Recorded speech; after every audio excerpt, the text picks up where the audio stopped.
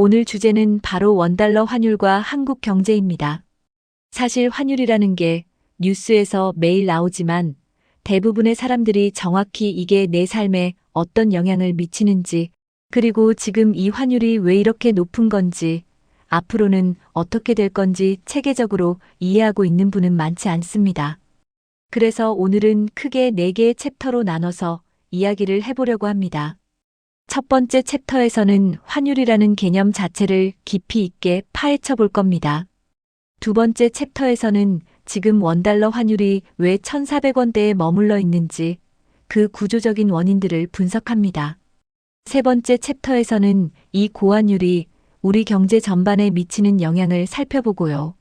마지막 네 번째 챕터에서는 2026년 이후의 전망과 우리가 개인으로서 어떻게 대비해야 하는지까지 다뤄보겠습니다. 자, 그럼 본격적으로 시작해 보겠습니다. 환율이란 뭘까요? 가장 단순하게 말하면 우리나라 돈과 다른 나라 돈을 교환할 때의 비율입니다. 원달러 환율이 1,440원이라는 건 미국 달러 한 달러를 사려면 한국 돈 1,440원을 내야 한다는 뜻이죠.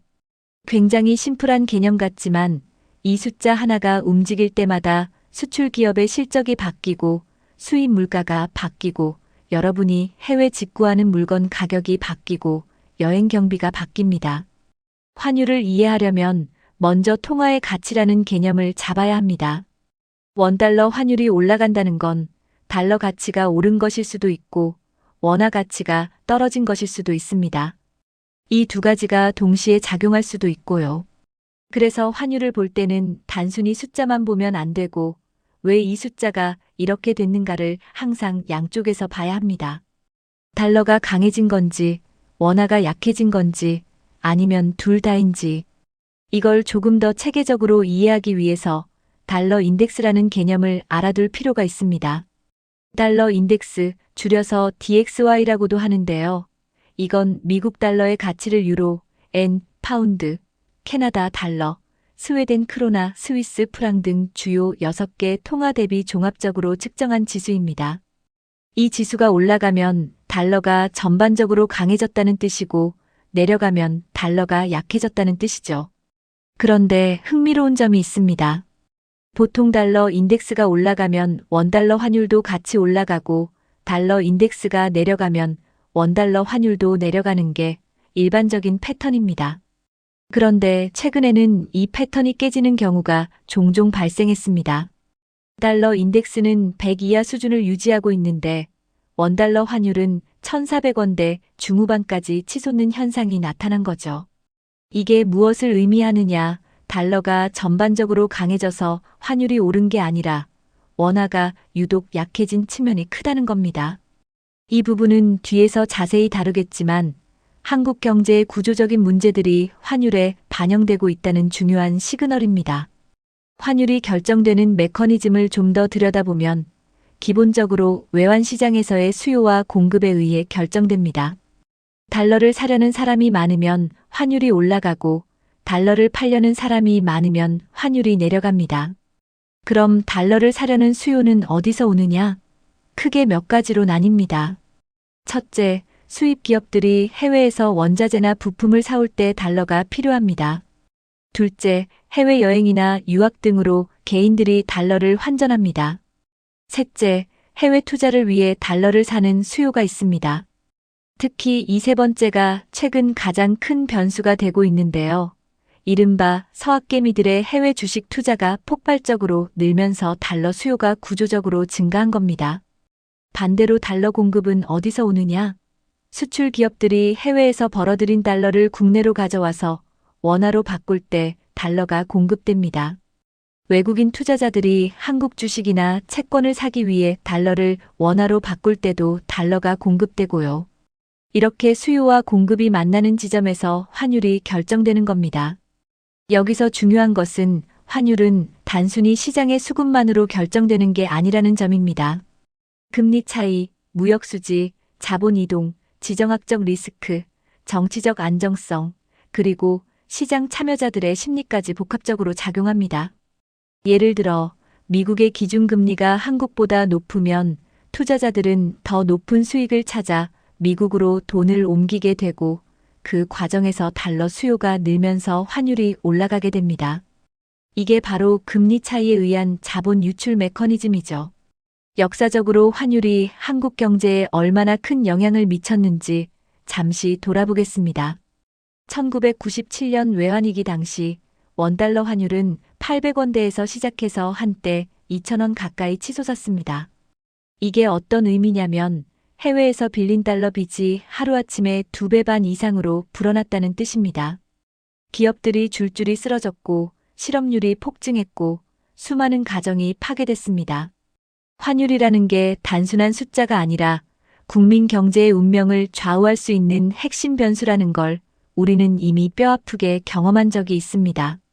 2008년 글로벌 금융위기 때도 원달러 환율은 900원대에서 1,500원대까지 급등했습니다. 리먼 브라더스 파산으로 글로벌 금융시장이 패닉에 빠지면서 안전자산인 달러로 돈이 몰렸고 신흥국 통화들이 일제히 약세를 보인 겁니다.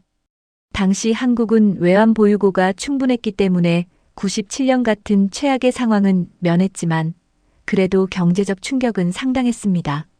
그리고 코로나19 팬데믹 초기인 2020년 3월에도 환율은 1280원대까지 급등했다가 이후 미국의 대규모 양적 완화와 한국의 빠른 방역 성공 덕분에 비교적 빠르게 안정을 찾았습니다. 하지만 2022년부터 상황이 다시 변하기 시작합니다. 미국 연방준비제도가 인플레이션을 잡기 위해 공격적인 금리 인상에 나서면서 달러 강세가 본격화됐고 원달러 환율은 다시 1,300원, 1,400원을 돌파하기 시작한 거죠. 여기서 한 가지 꼭 짚고 넘어가야 할 것이 있습니다. 환율의 적정 수준이라는 개념입니다. 환율이 높다, 낮다를 이야기할 때 대체 뭘 기준으로 높고 낮은 건지 헷갈리실 수 있잖아요. 경제학에서는 구매력 평가 환율이라는 개념을 씁니다. 같은 물건을 한국에서 사는 가격과 미국에서 사는 가격을 비교해서 두 나라 화폐의 실질적인 교환 비율을 계산하는 거죠. 유명한 예가 빅맥 지수입니다. 맥도날드 빅맥 가격으로 각국 통화의 실질 가치를 비교하는 건데 이런 지표로 보면 현재 원화는 상당히 저평가되어 있다는 분석이 많습니다. 또 하나 중요한 개념이 실질 실효환율입니다. 이건 물가 변동을 반영한 환율인데 단순히 명목 환율만 보면 놓칠 수 있는 실질적인 경쟁력 변화를 포착할 수 있습니다. 국제결제은행이 발표하는 실질 실효환율 지수에서 한국 원화는 2024년 기준으로 상당히 낮은 수준에 머물러 있었는데요. 이는 한국의 수출 경쟁력이 환율 측면에서는 유리한 위치에 있다는 것을 의미하기도 합니다. 자, 그러면 환율이 우리 일상에 구체적으로 어떤 영향을 미치는지 예시를 들어보겠습니다. 환율이 1,200원일 때와 1,440원일 때를 비교해 볼게요. 아이폰 최신 모델이 미국에서 999달러라고 하면 환율 1,200원일 때는 한국 돈으로 약 119만 9천 원입니다. 그런데 환율이 1,440원이면 143만 8천 원이에요. 같은 물건을 사는데 24만 원을 더 내야 하는 겁니다. 이게 한 제품만의 이야기가 아니라 수입에 의존하는 거의 모든 제품에 해당하는 이야기입니다. 원유, 가스, 밀, 옥수수 같은 원자재부터 시작해서 우리가 입는 옷의 원단, 먹는 음식의 재료, 타는 차의 부품까지 환율이 오르면 전방위적으로 물가 상승 압력이 생기는 겁니다. 반면에 수출 기업 입장에서는 환율이 올라가면 유리합니다. 삼성전자가 반도체를 100달러에 팔았다고 해봅시다. 환율이 1,200원이면 12만 원을 받지만 1,440원이면 14만 4천 원을 받게 됩니다. 같은 양을 팔아도 원화로 환산하면 매출이 20% 더 늘어나는 셈이죠. 그래서 환율 상승은 수출 기업에는 단기적으로 보너스 같은 효과를 줍니다. 하지만 이것도 양날의 검이에요. 원자재를 수입해서 가공하는 기업은 원가도 같이 올라가기 때문에 순수하게 환율 상승의 혜택만 누리는 건 아닙니다. 결국 환율이라는 건 한 나라 경제의 대외적인 경쟁력과 신뢰도를 종합적으로 반영하는 거울 같은 존재입니다. 경제가 튼튼하고 정치가 안정적이고 성장 잠재력이 높은 나라의 통화는 강세를 보이고 반대의 경우에는 약세를 보이게 되죠. 지금 원화가 유독 약세를 보이고 있다는 건 글로벌 투자자들이 한국 경제에 대해 어떤 시그널을 보내고 있다는 뜻이기도 합니다. 그 시그널이 무엇인지는 다음 챕터에서 본격적으로 파헤쳐 보겠습니다. 앞서 말씀드린 것처럼 최근 원달러 환율이 유독 높은 수준을 유지하고 있습니다. 2026년 2월 현재 환율은 대략 1,440원 내외를 오가고 있는데요. 이건 2024년 중반만 해도 1,300원대 초반이었던 것을 생각하면 상당히 빠른 속도로 올라온 겁니다.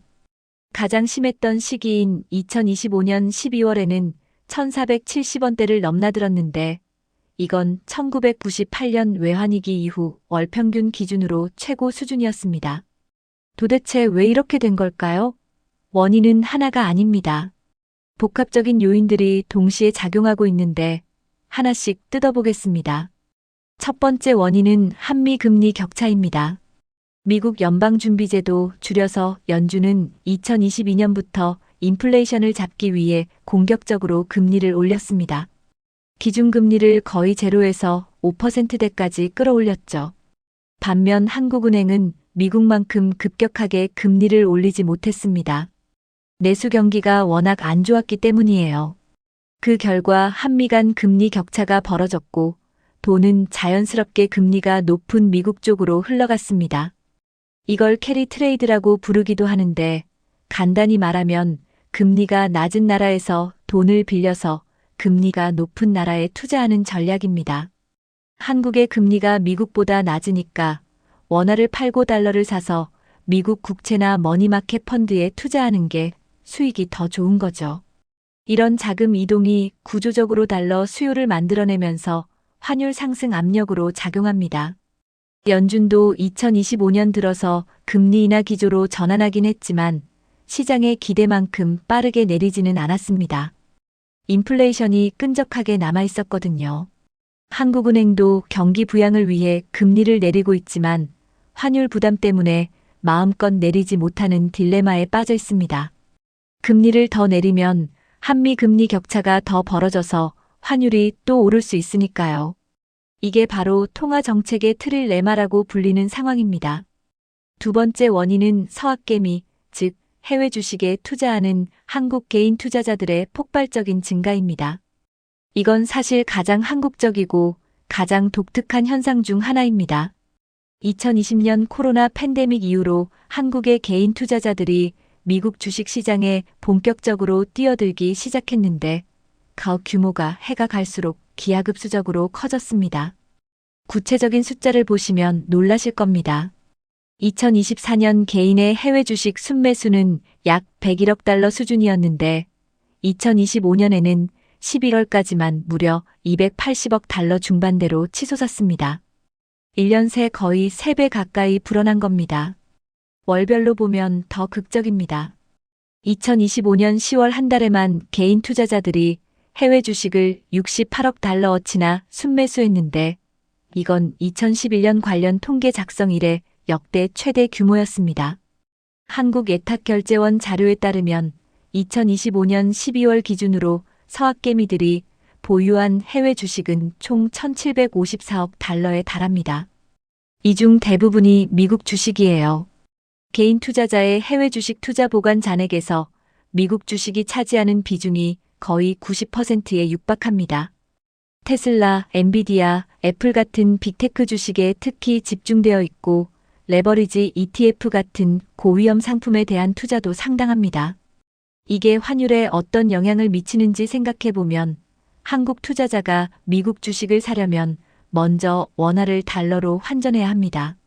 즉, 달러 매수 수요가 발생하는 거죠.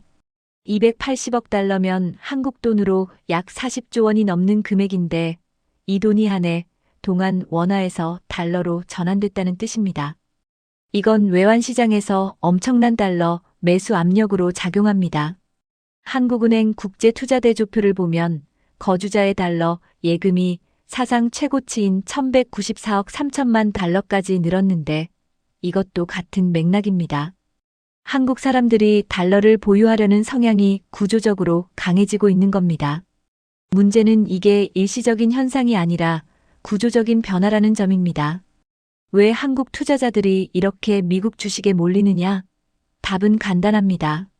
수익률 때문입니다. 코스피는 오랫동안 2,400에서 2,800 사이의 박스권에 갇혀 있었고 박스피라는 조롱까지 받았습니다.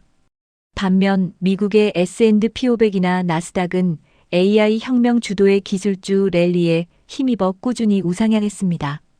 이런 상황에서 합리적인 투자자라면 당연히 수익률이 좋은 곳으로 돈을 옮기겠죠.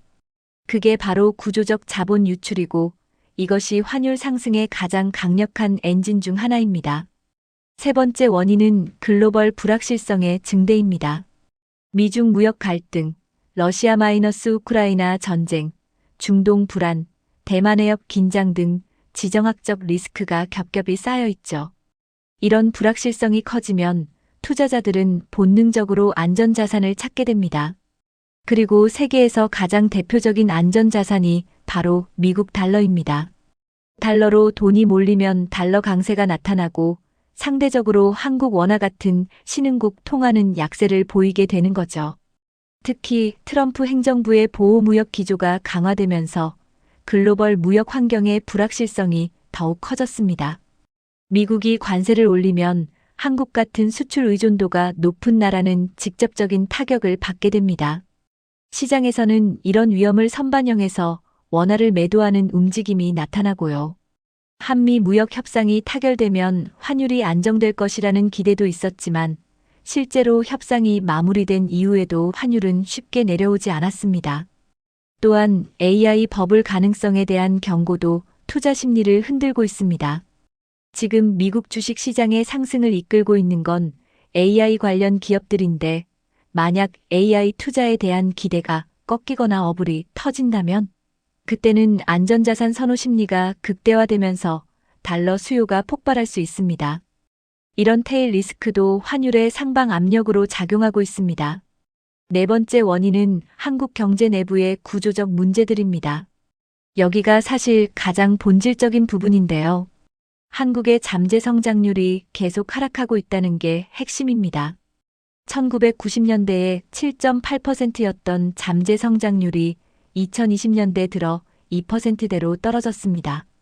이건 인구 구조 변화에 따른 노동력 감소, 투자 부진, 혁신 역량 약화, 산업 구조 전환 지연 등이 복합적으로 작용한 결과입니다. 2025년 한국 경제 성장률은 0.9%에 그쳤습니다. 특히 2025년 4분기에는 전분기 대비 0.3% 역성장을 기록했는데 이는 3년 만에 가장 큰 분기별 위축이었습니다. 내수가 살아나지 못하고 비반도체 수출은 감소하고 건설 투자는 급격하게 위축됐습니다. 이런 경기 부진이 원화 약세의 근본적인 배경이 됩니다. 거기에 한국의 정치적 불안정성도 추가됐습니다.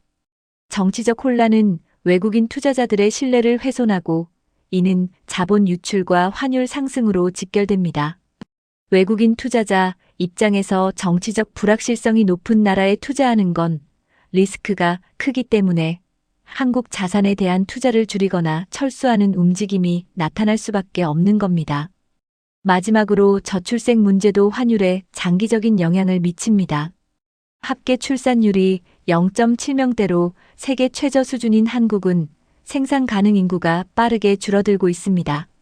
이는 노동 투입 감소, 내수 시장 축소, 잠재 성장률 하락으로 이어지고 결국 국내 투자 매력도를 떨어뜨려서 자본이 해외로 나가게 만드는 구조적 요인이 됩니다. KDI의 연구에 따르면 생산성 둔화는 GDP를 직접적으로 감소시킬 뿐 아니라 국내 자본 스톡 감소를 유발하면서 GDP에 대한 부정적 영향이 1.5배 정도로 증폭됩니다. 이는 일본이 20여 년 전에 걸었던 길과 매우 유사한 패턴이에요. 정리하면 현재의 고환율은 단일한 원인이 아니라 한미금리 격차, 서학개미의 구조적 자본 유출, 글로벌 불확실성, 그리고 한국 경제 자체의 구조적 문제가 복합적으로 맞물린 결과입니다. 이 중 어느 하나가 해결된다고 해서 환율이 극적으로 떨어지기는 어렵고 복합적인 대응이 필요한 상황이죠. 그러면 이 고환율이 우리 경제에 구체적으로 어떤 영향을 미치고 있는지 세 번째 챕터에서 살펴보겠습니다. 앞에서 왜 환율이 이렇게 높은지 원인을 분석해 봤으니 이제는 이 고환율이 실제로 우리 경제와 일상에 어떤 변화를 가져오고 있는지 구체적으로 들여다보겠습니다. 먼저 수출부터 보겠습니다. 한국은 GDP의 상당 부분을 수출에 의존하는 수출 주도형 경제입니다. 환율이 올라가면 수출 기업에 유리하다는 건 앞에서 말씀드렸죠. 그리고 실제로 수출 실적은 나쁘지 않습니다. 2026년 2월 첫 10일간 수출이 전년 대비 44.4% 급증했고 특히 반도체 출하량은 무려 137.6%나 증가했습니다. AI와 고대 역폭 메모리에 대한 글로벌 수요가 여전히 강력하기 때문입니다. 하지만 여기서 착시에 빠지면 안 됩니다. 수출 금액이 늘어난 것의 상당 부분은 환율 효과입니다. 같은 양의 반도체를 팔아도 환율이 20% 올랐으면 원화 기준 매출은 자동으로 20% 늘어나거든요. 물량 기준으로 보면 증가폭이 금액 기준보다 작은 경우가 많습니다. 그리고 더 중요한 건 이런 환율 효과가 고루 분배되지 않는다는 점입니다. 반도체 같은 대기업 주력 품목은 혜택을 보지만 원자재를 수입해서 가공하는 중소기업들은 오히려 원가 부담이 커져서 수익성이 악화되는 경우가 많습니다. 실제로 비반도체 수출은 2025년 4분기에 전년 대비 1% 감소했습니다. 자동차, 기계장비 등의 수출이 부진했는데 이들 산업은 글로벌 수요 둔화와 보호무역주의 강화의 직격탄을 맞고 있는 겁니다. 한국 수출이 반도체라는 하나의 엔진에 과도하게 의존하고 있다는 구조적 취약성이 다시 한번 드러난 셈이죠. 다음은 물가입니다. 환율이 오르면 수입 물가가 올라가고 이게 결국 소비자 물가에 전가됩니다. 경제학에서는 이걸 환율의 물가 전가 효과라고 하는데 한국은 에너지, 식료품, 원자재의 해외 의존도가 높기 때문에 이 전가 효과가 상당히 큽니다. 원유를 예로 들어보죠. 한국은 원유의 거의 100%를 수입합니다. 국제 유가가 같은 수준이라도 환율이 오르면 원화로 환산한 원유 도입 가격이 올라가게 됩니다. 이건 바로 휘발유, 경유 가격에 반영되고 물류비 상승으로 이어지고 결국 거의 모든 소비재의 가격 상승으로 파급됩니다. 밀가루, 설탕, 콩 같은 수입 식재료 가격도 마찬가지입니다. 빵집에서 빵 하나의 가격이 올라가는 것도 따지고 보면 환율 상승의 연쇄 효과인 거죠. 한국은행의 분석에 따르면 환율이 10% 상승하면 소비자 물가가 약 0.5에서 1%포인트 상승하는 것으로 추정됩니다. 현재 원달러 환율이 1,200원대에서 1,440원대로 약 20% 올라온 걸 감안하면 환율 요인만으로도 물가에 1에서 2%포인트의 상방 압력이 가해지고 있다는 계산이 나옵니다. 물가 상승은 곧 실질 구매력의 감소를 의미합니다. 월급은 그대로인데 물가가 오르면 같은 돈으로 살 수 있는 게 줄어드는 거잖아요. 특히 저소득층에게 타격이 큽니다.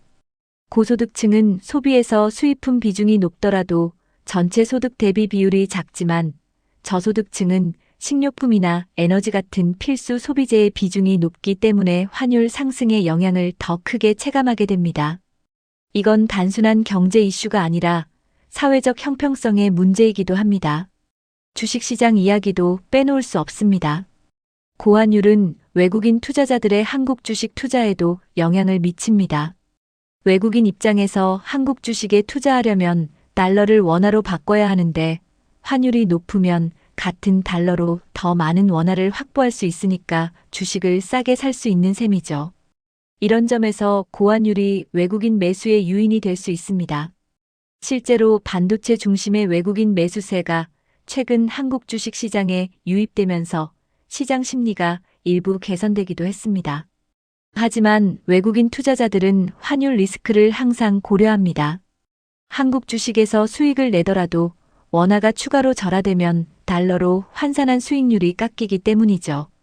그래서 외국인 자금 유입이 지속적일지는 환율의 방향성에 크게 좌우됩니다. 한편으로는 2025년 하반기에 코스피가 의미 있는 반등을 보이기도 했습니다. NH투자증권의 분석에 따르면 2025년 1월부터 11월까지 개인 투자자 약 183만 명 중 72%가 수익을 냈고 평균 수익금은 510만 원이었습니다. 코스피가 연초 대비 70% 넘게 급등하면서 국장도 장기 투자하면 우상향할 수 있다는 기대감이 확산된 시기도 있었습니다. 흥미로운 건 국내 주식에 투자한 동학개미의 수익률이 해외 주식에 투자한 서학개미를 4배 이상 앞섰다는 점입니다. 물론 이건 특정 기간의 결과이고 장기적인 추세를 단정할 수는 없지만요. 한국은행 입장에서 고환율은 정말 골치 아픈 문제입니다. 경기가 안 좋으니까 금리를 내려서 경기를 부양하고 싶은데 금리를 내리면 한미 금리 격차가 더 벌어져서 환율이 추가 상승할 수 있습니다. 그러면 수입 물가가 올라 인플레이션 압력이 커지고 이건 물가 안정이라는 한국은행의 또 다른 주요 목표와 충돌하게 됩니다. 그래서 한국은행은 아주 조심스럽게 금리를 인하하고 있습니다. 한 번에 0.5%포인트를 내리는 B컷 대신 0.25%포인트씩 소폭 인하를 하면서 시장 반응을 살피고 있죠. 동시에 환율이 급등할 때는 구두 개입이나 스무딩 오퍼레이션이라고 불리는 외환시장 안정 조치를 병행하고 있습니다. 하지만 근본적인 해결은 금리 정책만으로는 어렵습니다. 구조적인 자본 유출 문제를 해결하지 않으면 환율은 계속 상방 압력을 받을 수밖에 없으니까요. 정부도 손 놓고 있지만은 않았습니다. 기획재정부는 2025년 12월에 외환시장 안정 세제 패키지를 발표했습니다. 핵심 내용은 서학개미들이 해외 주식을 매도하고 국내 주식에 장기 투자할 경우 해외 주식 양도소득세를 감면해주겠다는 겁니다. 1인당 매도 금액 5천만 원까지에 대해 양도세를 줄여주는 방안이 유력하게 논의됐죠. 또한 개인 투자자용 선물한 매도 상품도 출시됐습니다. 서학개미들이 정해진 환율로 이익을 확정할 수 있게 해서 환위험을 관리하면서 동시에 외환시장 안정에도 기여하도록 설계된 상품입니다. 이 상품을 구매하면 해외 주식 양도소득세를 계산할 때 매입액의 5%를 소득공제로 인정해주는 혜택도 붙었습니다. 기업 쪽으로는 해외 자회사 수입 배당금에 대한 입금 불산임률을 95%에서 100%로 올렸습니다. 쉽게 말하면 기업이 해외에서 번 돈을 국내로 가져올 때 추가 세금 부담이 사라진 거예요. 이를 통해 해외에 쌓아둔 달러를 국내로 송금하도록 유도하겠다는 전략입니다. 그리고 외환당국과 국민연금, 수출입은행, 무역보험공사 등이 참여하는 사자 협의체를 가동해서 외환시장의 달러 공급을 늘리는 조치도 취했습니다. 국민연금이 해외 투자를 할 때 환해지 비율을 조정함으로써 달러 매도 물량을 늘리는 방식이죠. 이런 대책들이 발표된 직후에 환율은 일시적으로 급락하기도 했습니다. 한 차례 33원이나 급락해서 1449원대까지 내려온 적도 있었어요.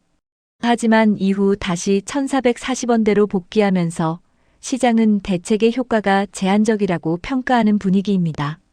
구조적인 요인이 워낙 강력하기 때문에 세제 혜택 정도로는 트렌드를 바꾸기 어렵다는 시각이 지배적이에요. 마지막으로 일반 시민들의 체감 영향을 이야기해 보겠습니다. 해외여행을 가시는 분들은 환전할 때마다 한숨이 나오실 겁니다. 일본 여행의 경우 엔달러 환율과 원달러 환율의 교차 효과 때문에 상황이 더 복잡한데 결론적으로 예전보다 해외여행이 비싸졌습니다. 유학 중인 자녀가 있는 가정은 등록금과 생활비 송금액이 환율만큼 늘어나서 부담이 커졌고요. 해외 직구도 마찬가지입니다. 아마존이나 이베이에서 물건을 사면 달러로 결제되니까 환율이 오른 만큼 원화 부담이 늘어납니다. 넷플릭스, 유튜브 프리미엄 같은 구독 서비스의 원화 결제 금액도 올랐고요. 이런 것들이 하나하나는 작은 금액 같지만 합산하면 가계 지출에 무시할 수 없는 영향을 미칩니다. 반면에 해외에서 한국으로 돈을 보내는 분들에게는 환율 상승이 유리하게 작용합니다. 해외 근로자들의 본국 송금액이 원화 기준으로 늘어나고 외국인 관광객 입장에서는 한국 여행이 상대적으로 저렴해졌습니다. 실제로 인바운드 관광객 수가 증가하는 추세에 있고, 이건 서비스업 경기에 긍정적인 영향을 미치고 있습니다. 이렇게 환율은 사회 곳곳에 크고 작은 영향을 미치고 있습니다. 그러면 앞으로는 어떻게 될까요?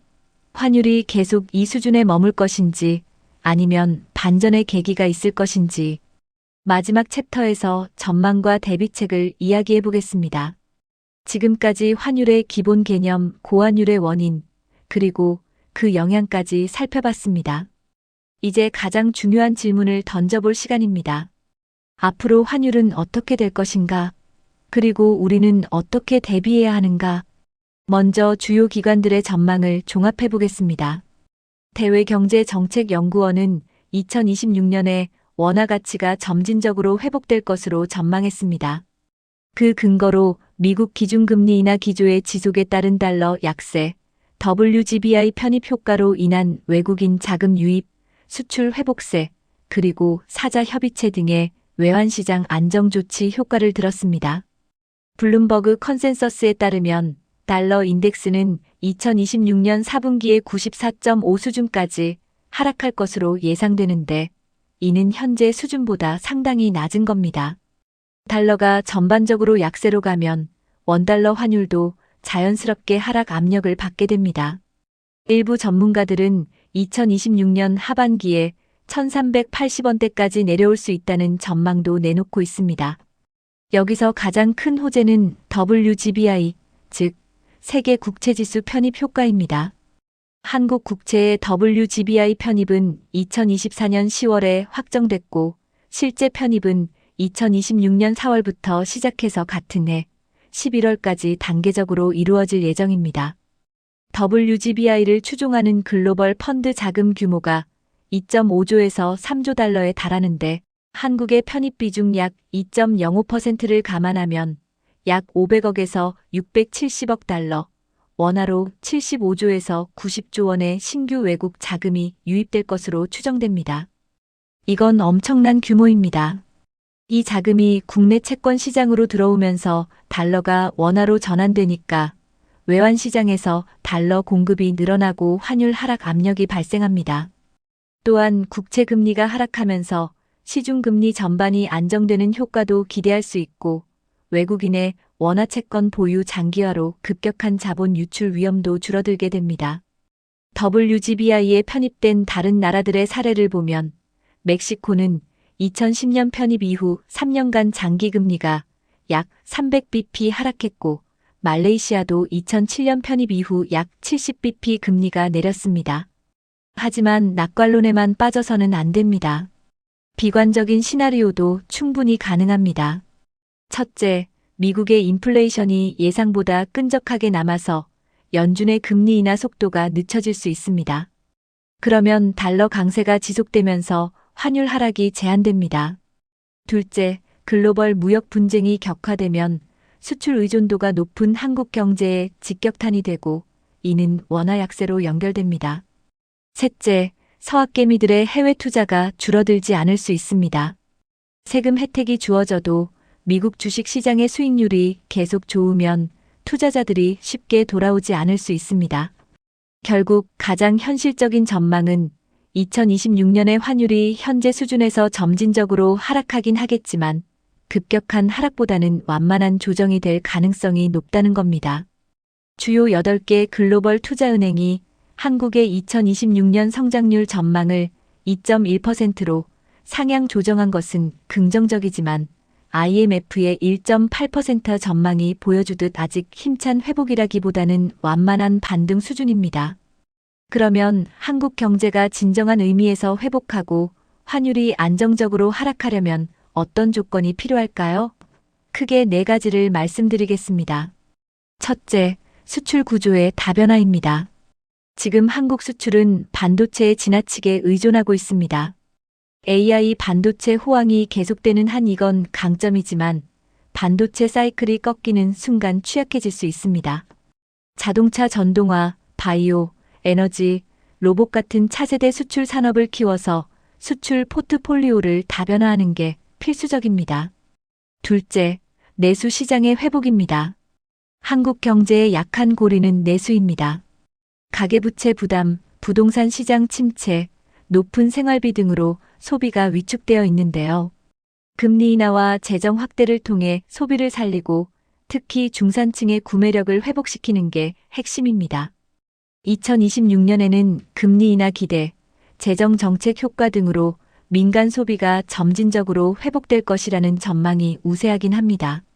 셋째, 구조개혁의 추진입니다. IMF가 한국에 권고한 것처럼 잠재 성장률 3%를 달성하려면 서비스업과 중소기업의 규제 완화, AI 도입 확대, 노동시장 유연화 같은 구조적 개혁이 필수적입니다. KDI도 경기 부양책만으로는 잠재 성장률을 끌어올릴 수 없고 구조적인 정책이 병행되어야 한다고 강조하고 있습니다. 특히 유망한 혁신 기업이 시장에 진입하고 한계 기업은 퇴출될 수 있는 건강한 경쟁 환경을 만드는 게 중요합니다. 넷째, 국내 자본시장의 매력도 제고입니다. 서학개미들이 해외로 나가는 근본적인 이유는 국내 주식시장의 수익률이 낮기 때문입니다. 이른바 코리아 디스카운트를 해소하기 위해 기업 지배구조 개선, 주주환원 정책 강화, 기업 밸류업 프로그램 추진 등이 필요합니다. 주식시장이 매력적이어야 국내 투자자들의 자금이 국내에 머물고 외국인 투자도 늘어나면서 환율 안정에도 기여하게 됩니다. 마지막으로 여러분 개인 차원에서 어떻게 대비할 수 있는지 이야기해 보겠습니다. 물론 저는 금융 전문가가 아니기 때문에 구체적인 투자 조언을 드리기는 어렵지만 큰 방향에서 참고할 만한 원칙들을 말씀드릴 수 있을 것 같습니다. 첫째, 통화 분산입니다. 자산을 원화에만 집중시키지 말고 일정 비율을 달러나 다른 통화로 분산하는 게 환율 리스크를 줄이는 기본적인 방법입니다. 달러 예금, 달러 ETF, 해외 주식 투자 등 다양한 방법이 있는데 중요한 건 환율이 이미 올라간 시점에서 몰빵하는 게 아니라 꾸준히 분할해서 환전하는 겁니다. 이걸 환율 코스트 에버리징이라고도 하는데 시점 분산을 통해 환율 변동 리스크를 줄이는 전략이죠. 둘째, 환해지에 대한 이해입니다. 해외 자산에 투자할 때 환해지를 할 것인지 말 것인지는 정말 중요한 결정입니다. 환해지를 하면 환율 변동에 따른 리스크를 줄일 수 있지만 환율이 하락할 때의 추가 수익도 포기하게 됩니다. 반대로 환노출, 즉 환해지를 안 하면 환율이 오를 때 추가 이익을 볼 수 있지만 내릴 때 손실을 볼 수 있고요. 정부가 개인 투자자용 선물한 매도, 상품을 출시한 것도 이런 환해지를 돕기 위한 조치입니다. 셋째, 국내 투자와 해외 투자의 균형입니다. 지금까지 해외 투자, 특히 미국 주식에 자금이 집중되는 흐름이 있었는데 모든 자산을 한 곳에 몰아넣는 건 위험합니다. 미국 주식 시장도 영원히 오르는 게 아니고 밸류에이션이 역사적 고점 수준에 와 있다는 경고가 계속 나오고 있습니다. 한국은행도 개인 투자자들에게 미국 기술주에만 머무르지 말고 인도, 베트남, 중국 등 신흥국 시장까지 포트폴리오를 다변화하라고 조언하고 있습니다. 넷째, 금융 리터러시의 제고입니다. 환율, 금리, 물가, 이런 거시경제 변수들이 내 삶에 어떤 영향을 미치는지 이해하는 것 자체가 중요한 생존 능력입니다. 뉴스에서 환율이 올랐다, 내렸다 하는 걸 그냥 흘려듣지 말고 이게 내 저축에, 내 투자에, 내 소비에 어떤 영향을 미치지? 라고 한 번 더 생각하는 습관을 들이는 게 좋습니다. 결론을 맺어보겠습니다. 현재 고환율은 분명 한국 경제의 부담입니다. 수입 물가 상승, 가계 구매력 감소, 대외 불확실성 증가 등 부정적인 측면이 많죠. 하지만 동시에 수출 경쟁력 강화, WGBI 편입을 통한 글로벌 자본시장 지위 격상, 그리고 구조개혁의 필요성을 일깨워주는 경각심의 효과도 있습니다. 한국 경제는 과거에도 외환위기, 글로벌 금융위기, 팬데믹 등 수많은 위기를 겪었지만 매번 놀라운 회복력을 보여줬습니다. 1997년 IMF 위기 때도 많은 사람들이 한국 경제는 끝났다고 했지만 불과 몇 년 만에 부채를 갚고 경제를 재건했습니다. 반도체, 자동차, 조선, K- 콘텐츠 등 세계적인 산업을 키워낸 저력이 한국 경제에는 있습니다. 2026년은 완만한 회복 속 불확실성의 해가 될 것으로 보입니다. 주요 기관들이 전망하는 경제 성장률은 1.8%에서 2.1% 수준으로 2025년의 0.9%에 비하면 분명 개선되는 흐름입니다. 금리 인하 기대, 재정 정책 효과, 반도체 업사이클, WGBI 자금 유입 등 긍정적인 요소들이 있습니다. 하지만 글로벌 경기 둔화, 보호무역 기조, 지정학적 리스크 같은 변수들도 여전히 상존합니다. 중요한 건 결국 펀더멘털입니다. 단기적인 환율 변동에 일희일비하기보다 한국 경제의 체질을 근본적으로 강화하는 데 집중해야 합니다. 생산성을 높이고 혁신을 가속화하고 인구 문제에 적극적으로 대응하고 자본시장의 신뢰를 회복하는 것. 이런 구조적인 노력들이 결국 환율 안정의 가장 확실한 길입니다. 오늘 영상이 여러분에게 환율과 한국 경제에 대한 종합적인 이해를 드리는데 도움이 되었으면 좋겠습니다. 이 영상에서 다룬 내용을 세 줄로 요약하면 이렇습니다. 하나, 현재의 고환율은 한미 금리 격차, 서학개미의 구조적 자본 유출, 글로벌 불확실성, 한국 내부의 구조적 문제가 복합적으로 작용한 결과다. 둘, 고환율은 수출에는 유리하지만 물가 상승과 구매력 감소로 국민 생활에는 부정적 영향이 크다. 셋, WGBI 편입과 금리 인하 등으로 점진적 회복이 기대되지만 근본적인 해결을 위해서는 경제 구조 개혁이 필수적이다. 환율이라는 게 순수하게 시장의 수요와 공급으로만 결정된다고 생각하시는 분들이 많은데 역사를 보면 환율은 언제나 정치의 영역이기도 했습니다. 가장 대표적인 사례가 1985년의 플라자 합의입니다. 당시 미국은 레이건 행정부 시절이었는데 달러가 너무 강해서 미국 제조업이 큰 타격을 받고 있었어요. 미국 자동차 산업이 일본 차에 밀리고 미국 수출품이 가격 경쟁력을 잃어가고 있었죠. 그래서 미국은 일본, 독일, 프랑스, 영국과 함께 뉴욕 플라자 호텔에 모여서 합의를 합니다. 핵심은 달러 가치를 인위적으로 낮추자는 거였어요. 각국 중앙은행이 외환 시장에 개입해서 달러를 매도하기로 한 겁니다. 그 결과 달러 -N 환율은 240엔대에서 불과 2년 만에 120엔대까지 반토막이 났습니다. 일본 엔화가 급격히 강세를 보인 거죠. 이게 일본 경제에 어떤 영향을 미쳤느냐? 수출이 타격을 받으니까 일본 정부는 경기 부양을 위해 금리를 대폭 인하했고 이 저금리가 부동산과 주식 시장에 엄청난 버블을 만들어냈습니다.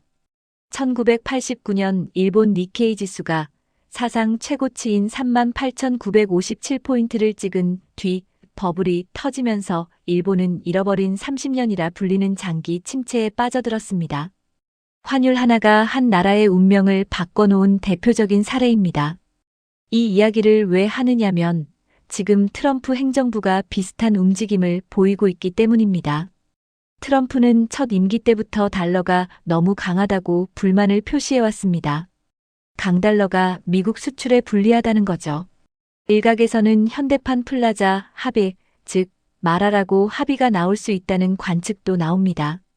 만약 미국이 주요국의 달러 약세를 압박하는 상황이 온다면 원달러 환율에도 큰 변동이 생길 수 있습니다. 1997년 외환위기를 좀 더 자세히 들여다보겠습니다. 이건 한국 현대사에서 가장 뼈아픈 경제적 트라우마이고 환율이 어떻게 한 나라를 무릎 꿇릴 수 있는지를 보여주는 교과서적인 사례이기 때문입니다. 당시 상황을 복기해보면 한국 기업들은 해외에서 단기 외채를 대규모로 빌려서 장기 투자에 쓰고 있었습니다. 이걸 만기 불일치라고 하는데 단기로 빌린 돈을 장기로 투자하면 빌린 돈을 갚아야 할 때 현금이 없는 상황이 벌어질 수 있어요. 거기다 외환 보유고가 턱없이 부족했습니다. 1997년 여름 태국에서 바트화 폭락으로 시작된 아시아 금융위기가 인도네시아, 말레이시아를 거쳐 한국에까지 전염됐습니다. 외국인 투자자들이 한꺼번에 돈을 빼기 시작하면서 달러가 급격하게 빠져나갔고 외환 보유고가 바닥을 드러냈습니다. 원달러 환율은 800원대에서 시작해서 1997년 12월에는 장중 1962원까지 치솟았습니다. 거의 2배 반이 된 겁니다. 기업들은 달러로 빌린 돈을 갚으려면 원화를 그만큼 더 내야 했으니 하루아침에 부채가 2배 반으로 불어난 셈입니다. 대우그룹, 한보그룹, 기아자동차 등 대기업들이 줄줄이 쓰러졌고 실업률은 2%대에서 7%까지 폭증했습니다. 수많은 가장들이 직장을 잃었고 노숙자가 늘었고 자살률이 급증했습니다. IMF로부터 580억 달러의 구제금융을 받는 조건으로 고금리 정책, 긴축 재정, 구조조정을 강요받았습니다. 이 경험에서 한국이 배운 교훈은 명확합니다. 첫째, 외환 보유고를 충분히 쌓아야 한다. 현재 한국의 외환 보유고는 약 4천억 달러 이상으로 당시와는 비교할 수 없을 정도로 탄탄합니다. 둘째, 단기 외채 비중을 낮추고 대외 건전성을 유지해야 한다. 셋째, 환율 변동에 대한 대비 체계를 갖춰야 한다. 하지만 한 가지 질문이 남습니다. 충분한 외환 보유고가 있으면 환율 위기는 완전히 막을 수 있는 걸까요? 꼭 그렇지는 않습니다. 외환 보유고는 급격한 환율 변동을 완충하는 역할은 하지만 구조적인 자본 유출 트렌드를 막기에는 한계가 있습니다. 지금 한국이 직면한 상황도 마찬가지예요. 97년처럼 급격한 위기는 아니지만 서학개미를 통한 구조적 자본 유출이라는 새로운 형태의 도전에 직면해 있는 겁니다. 2008년 글로벌 금융위기 때의 환율 상황도 좀 더 자세히 살펴볼 필요가 있습니다.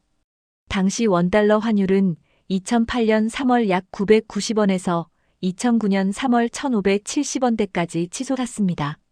약 1년 사이에 60% 가까이 오른 겁니다. 그때 한국 정부와 한국은행은 어떻게 대응했을까요? 우선 한미 통화 스왑을 체결했습니다. 미국 연준과 300억 달러 규모의 통화 스왑을 맺어서 달러 유동성을 확보한 거죠. 이건 시장에 엄청난 안도감을 줬습니다. 달러가 부족해질 걱정이 줄어드니까 패닉 셀링이 진정됐거든요.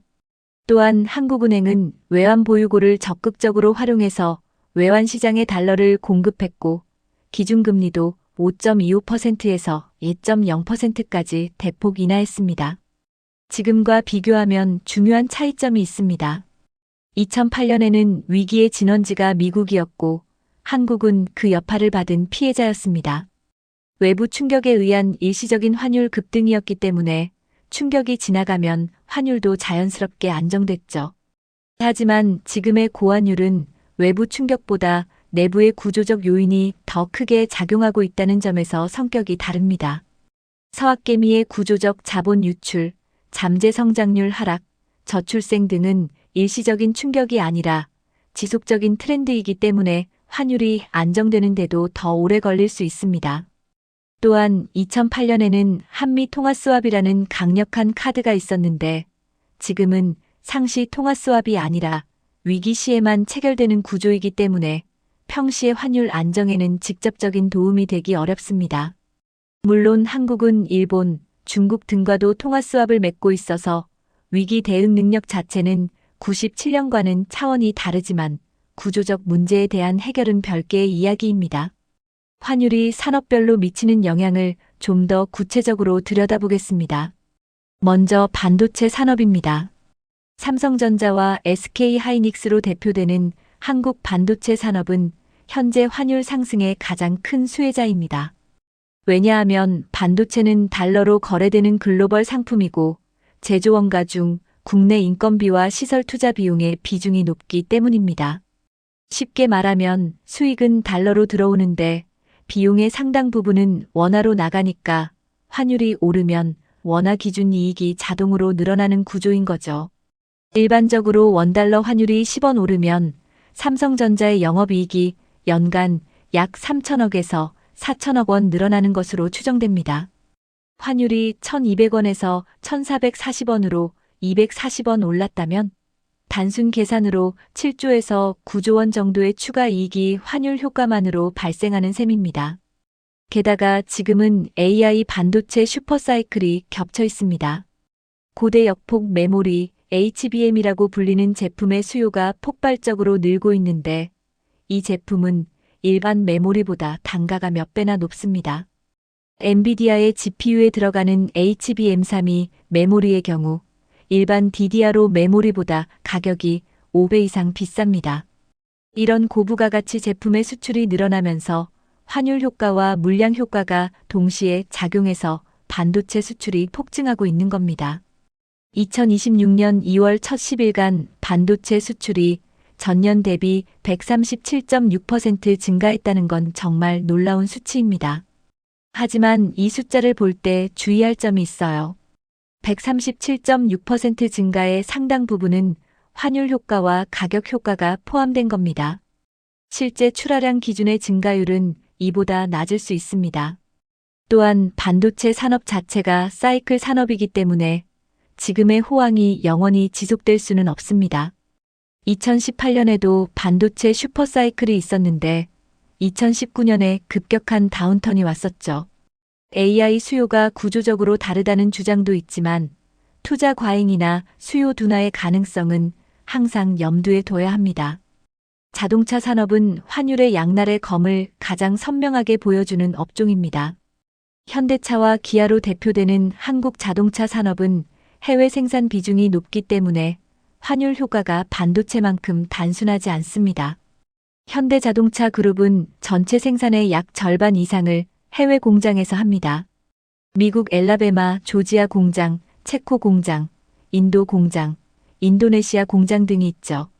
해외 공장에서 생산해서 현지에서 파는 물량은 환율에 직접적인 영향을 덜 받습니다. 오히려 한국에서 수출하는 물량이 환율에 영향을 받는데 수출 비중이 점점 줄어들고 있어서 과거만큼 환율 수혜가 크지 않습니다. 게다가 자동차 산업은 원자재 수입 비중도 높습니다. 철강, 알루미늄, 구리, 리튬, 니켈 등의 원자재를 대량으로 수입하는데 환율이 오르면 이 원자재 비용이 올라갑니다. 전기차 배터리의 핵심 소재인 리튬과 니켈은 국제시장에서 달러로 거래되기 때문에 환율 상승이 곧 배터리 원가 상승으로 이어집니다. 전기차로의 전환기에 있는 자동차 업계에 추가적인 비용 부담이 되는 거죠. 또한 미국의 보호무역 기조, 특히 관세 인상 위협은 한국 자동차 산업의 직접적인 리스크입니다.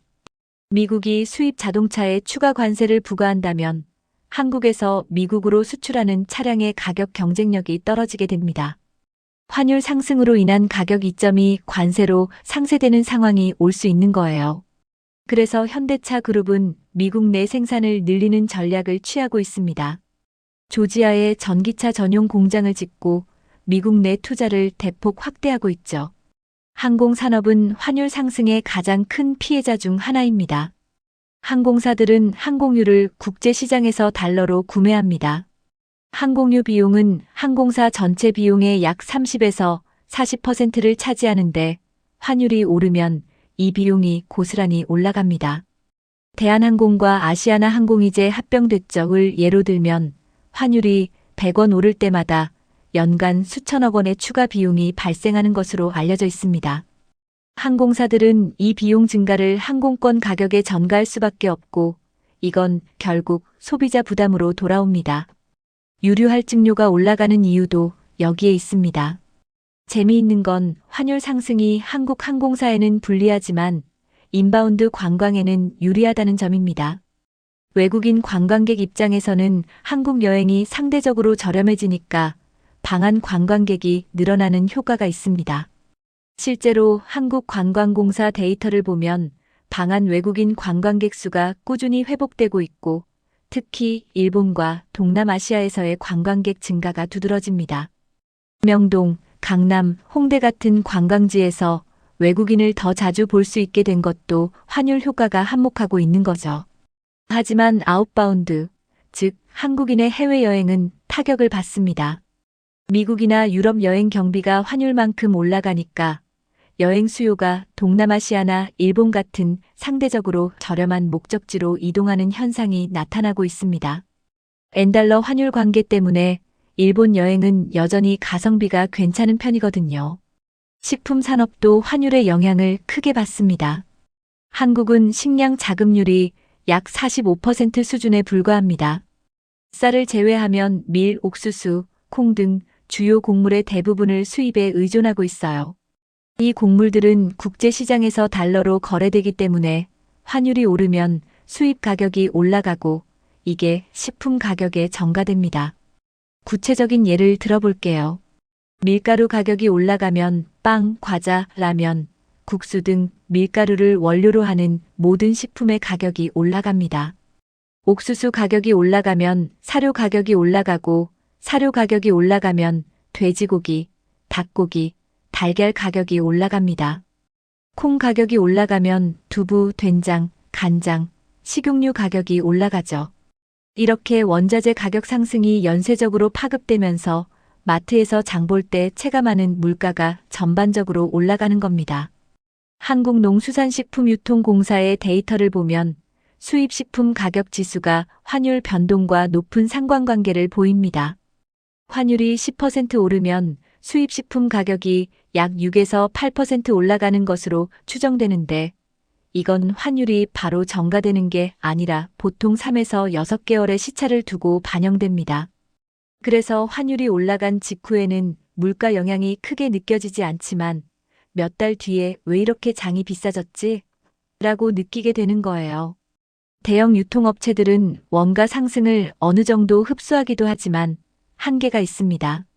특히 중소식품업체나 동네 빵집, 분식점 같은 소규모 사업자들은 원가 상승을 그대로 가격에 전가할 수밖에 없어서 소비자 가격이 더 빠르게 올라가는 경향이 있습니다. 배달앱에서 음식 가격이 올랐다고 느끼시는 분들이 많으실 텐데 그 배경에 환율 상승 요인이 상당 부분 포함되어 있습니다.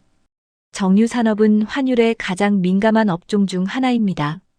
한국은 원유의 거의 100%를 수입하는데 2024년 기준으로 연간 원유 수입액이 약 1,000억 달러에 달합니다. 환율이 10% 오르면 원유 수입 비용이 원화 기준으로 10% 늘어나는 거예요. 100억 달러, 즉 약 14조 원의 추가 비용이 발생하는 셈입니다. 흥미로운 건 정유사들은 원유를 달러로 수입하지만 석유 제품도 상당 부분 달러로 수출한다는 점입니다. SK이노베이션, GS칼텍스, S오일, 현대오일뱅크 같은 국내 정유사들은 해외로 석유 제품을 수출하는데 이 수출에서 환율 상승의 혜택을 볼 수 있습니다.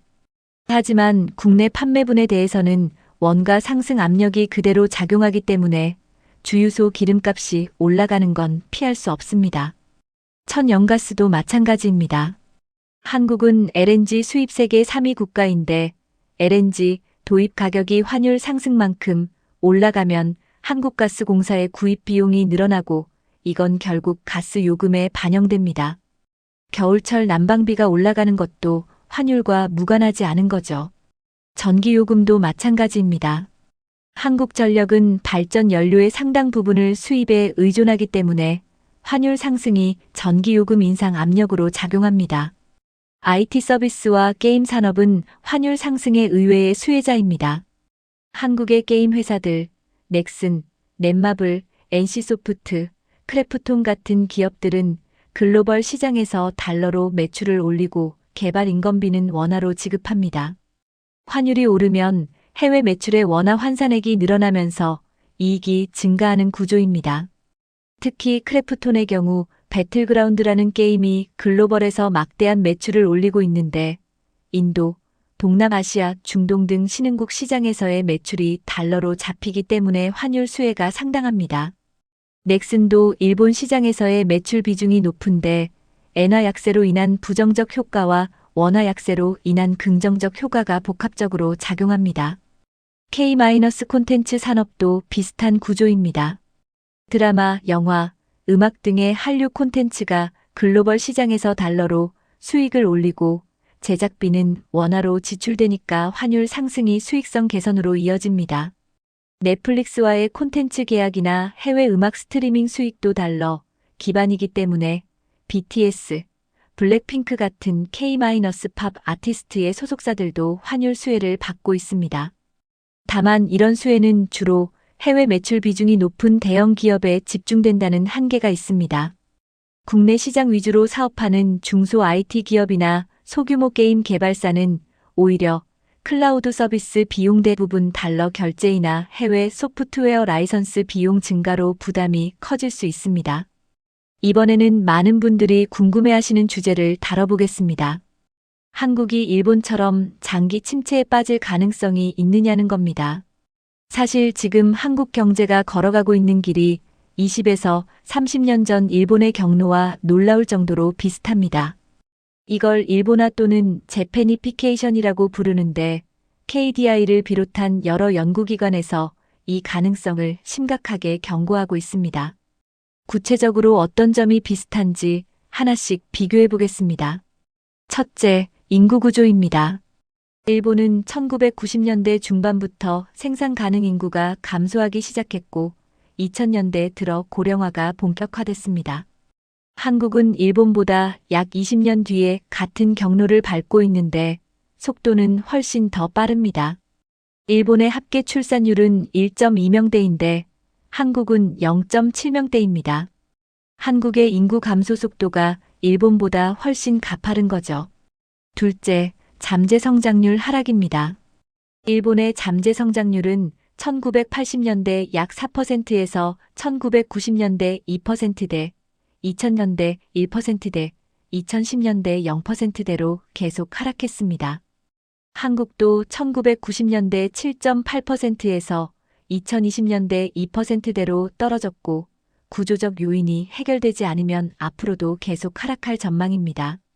한국은행은 2030년대에 한국의 잠재 성장률이 1%대로 떨어질 수 있다고 경고하고 있습니다. 셋째, 자산 가격 버블의 후유증입니다. 일본은 1980년대 후반 부동산과 주식 시장에서 거대한 버블이 형성됐다가 1990년에 터졌습니다. 한국도 부동산 가격이 과도하게 올랐다가 조정 국면에 있는데 일본만큼 극단적인 버블은 아니었지만 가계부채 수준이 GDP 대비 100%를 넘어서면서 소비에 큰 부담이 되고 있습니다. 넷째, 국내 투자의 해외 이전입니다. KDI 연구에 따르면 일본에서 관찰된 것과 유사하게 한국에서도 생산성 증가세 둔화가 국내 자본 수익률을 떨어뜨리면서 국내 투자가 해외 투자로 전환되고 있습니다. 쉽게 말하면 한국 국내에서 투자하는 것보다 해외에 투자하는 게 수익이 더 좋으니까 돈이 해외로 나가는 거예요. 이건 서학개미 현상과도 직결됩니다.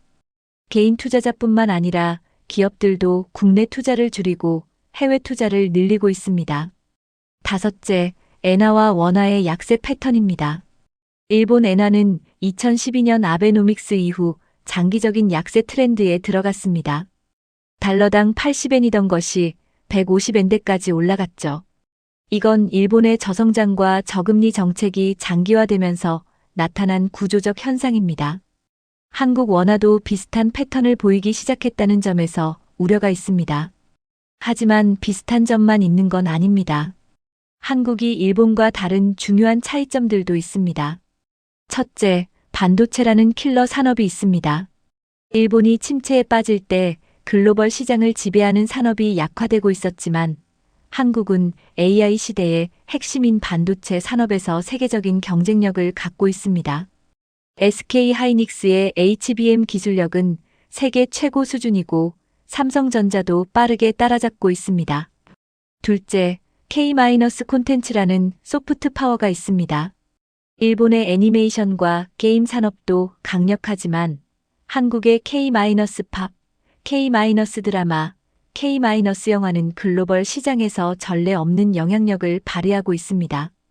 이런 문화적 소프트 파워는 직접적인 수출 수익뿐 아니라 한국 브랜드 전체의 가치를 높이는 효과가 있습니다.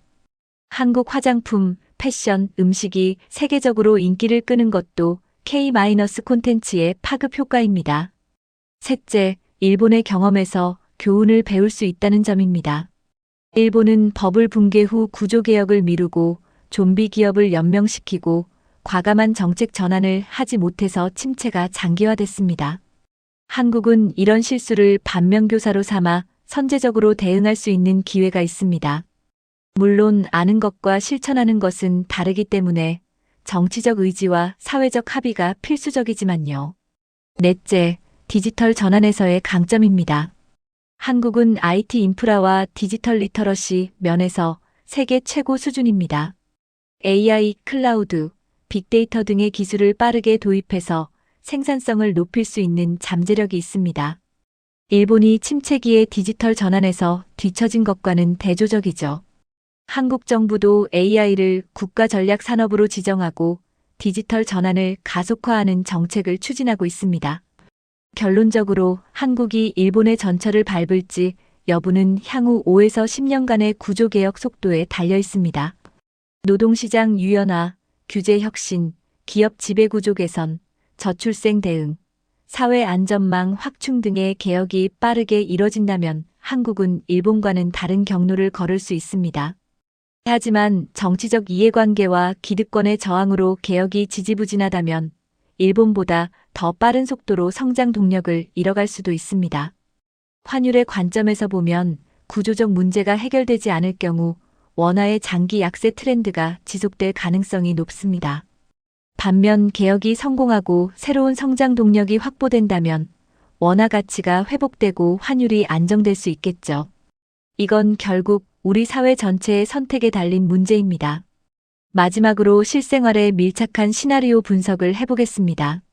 환율이 1,300원대로 내려올 경우와 1,500원대로 올라갈 경우 우리 일상이 어떻게 달라지는지 구체적인 숫자로 비교해 볼게요. 먼저 환율이 1,300원으로 내려오는 낙관적 시나리오입니다. 이 경우에 가장 먼저 체감할 수 있는 변화는 해외여행 비용의 감소입니다. 지금 1,440원 기준으로 미국 여행 1인 경비가 대략 500만 원이라고 하면 1,300원이면 약 452만 원으로 줄어듭니다. 가족 4인 기준으로 약 200만 원 가까이 절약되는 셈이죠. 낙관 시나리오에서는 한국이 구조개혁에 성공하고 AI 산업에서 글로벌 경쟁력을 확보하며 반도체에 이어 로봇, 바이오, 에너지 등 차세대 산업이 성장 엔진이 되는 경우입니다. 이 시나리오에서는 잠재 성장률이 2.5에서 3% 수준을 유지하고 외국인 투자가 꾸준히 유입되면서 원달러 환율이 1,200원에서 1,300원대까지 하락할 수 있습니다. 코리아 디스카운트가 해소되면서 코스피도 4,000포인트를 넘어설 수 있겠죠. 중립 시나리오에서는 현 추세가 큰 변화 없이 이어지는 경우입니다. 구조개혁이 부분적으로만 이뤄지고 인구 감소의 영향이 본격화되면서 잠재 성장률이 1.5에서 2%대로 유지됩니다. 이 경우 환율은 1,300원에서 1,400원대를 오가며 변동할 것으로 보입니다. 나쁘지는 않지만 뚜렷한 개선도 없는 현상 유지 시나리오죠. 비관 시나리오에서는 구조개혁이 실패하고 인구 감소가 가속화되며 글로벌 무역 환경이 악화되는 경우입니다. 이 시나리오에서는 잠재 성장률이 1% 이하로 떨어지고 한국 경제가 일본의 전철을 밟게 됩니다. 환율은 1,400원대 중후반에서 1,500원대를 오갈 수 있고 원화의 장기 약세 트렌드가 고착화될 수 있습니다. 어떤 시나리오가 현실이 될지는 정치적 리더십, 사회적 합의, 그리고 글로벌 경제 환경이라는 세 가지 변수에 달려 있습니다. 한국 사회가 어려운 개혁 과제를 정치적 이해관계를 넘어서 추진할 수 있는지, 세대와 계층 간의 갈등을 봉합하고 미래, 지향적인 합의를 이끌어낼 수 있는지, 그리고 글로벌 경제가 협력의 방향으로 갈지, 갈등의 방향으로 갈지가 관건입니다. 결국 환율이라는 건 한 나라의 경제적 건강 상태를 종합적으로 반영하는 지표입니다. 환율을 안정시키려면 경제 체질 자체를 강화해야 하고 경제 체질을 강화하려면 생산성 향상, 혁신 가속화, 인구 문제 대응, 사회적 안정이라는 근본적인 과제를 풀어야 합니다. 쉬운 일은 아니지만 한국이 과거 위기에서 보여준 저력을 생각하면 불가능한 일도 아닙니다. 환율은 복잡하고 어려운 주제이지만 글로벌화된 세상에서 살아가는 우리에게 환율을 이해하는 것은 선택이 아니라 필수입니다. 환율이 어떻게 움직이는지, 왜 움직이는지, 그리고 그것이 내 삶에 어떤 영향을 미치는지를 이해하는 것이 곧 경제적 생존력입니다. 한국 경제는 분명 도전적인 시기를 지나고 있습니다. 고환율, 저성장, 저출생, 구조적 자본 유출 등 쉽지 않은 문제들이 산적해 있죠. 하지만 우리가 과거의 위기에서 그랬듯이 이번에도 현명한 대응과 구조적 개혁을 통해 이 도전을 기회로 바꿀 수 있다고 저는 믿습니다. 여러분 개인의 차원에서도 마찬가지입니다. 환율 변동에 일희일비하기보다 장기적인 관점에서 자산을 분산하고 금융 지식을 쌓고 변화하는 경제 환경에 유연하게 적응하는 능력을 키우시길 바랍니다. 이 영상이 그 여정에 작은 도움이 되었으면 합니다. 긴 영상 끝까지 봐주셔서 정말 감사합니다. 오늘 영상이 유익하셨다면 좋아요와 구독 부탁드리고 댓글로 여러분의 생각도 들려주세요. 특히 환율이 여러분의 일상에 어떤 영향을 미치고 있는지, 어떤 대비를 하고 계신지 궁금합니다. 다음 영상에서 또 찾아뵙겠습니다. 시청해주셔서 감사합니다.